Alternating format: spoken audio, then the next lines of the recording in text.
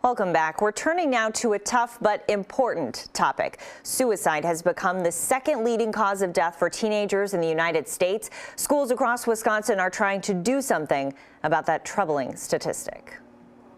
How many of you have heard a student make one of those direct or indirect statements? You know, I'm going to kill myself, or I don't think anybody would care if I'm here anymore. So almost everybody in here. Unsettling and uncomfortable. That's how talking about suicide can be, but the alternative is much worse. No one can stop a suicide. It is inevitable. Myth or fact?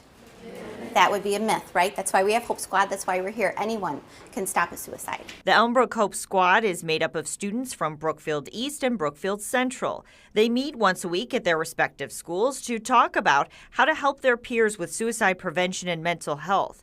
Hope Squad is a national program, and Elmbrook's group became the first in Wisconsin when they launched more than a year ago. Now 26 schools across the state participate. What does Q stand for? Asking the question, right, what with it, do you want to kill yourself? We sat in on the annual QPR training, or Question, Persuade, Refer. QPR is kind of like CPR. It's that opportunity we have to kind of stabilize someone in an emergency or a crisis situation and kind of be that bridge to get them the help they need. Part of that help is knowing when to go to a trusted, experienced adult, like one of their advisors.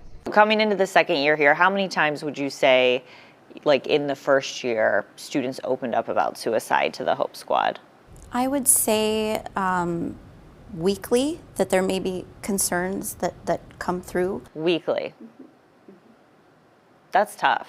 How do you make sure it's not too heavy for the students in Hope Squad to take on this responsibility? Right, that's a concern that comes forward from parents at times. They want to make sure that their student, isn't looked at as a therapist or a counselor, but that's what's so wonderful about Hope Squad, and that students are nominated by their peers. So we know that students are already approaching these students at school. So it's already happening, so not a burden. They're already having these conversations. According to the Wisconsin Department of Public Instruction, suicidal ideation in students decreased through the early 2000s, but it appears to be increasing, and students are twice as likely to confide in a friend rather than an adult. Through Hope Squad, I've been approached with kids who have their own problems, not necessarily suicide related, but with dealing with mental health issues or stresses from school. Sounds blunt to just come out and ask someone, do you think you might kill yourself? Are you thinking about committing suicide? Is that kind of a scary or a heavy thing for you to know you might have to ask another student about? So I actually had a friend sophomore year that was thinking about, and that was before I was involved in any of these mental health clubs, and that's kind of why I got involved.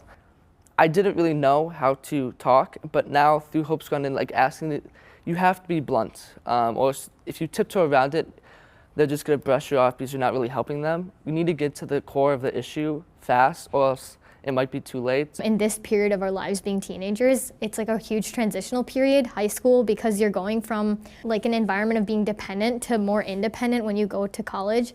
And the stresses that come with high school that are unexpected or expected can really, really take a toll.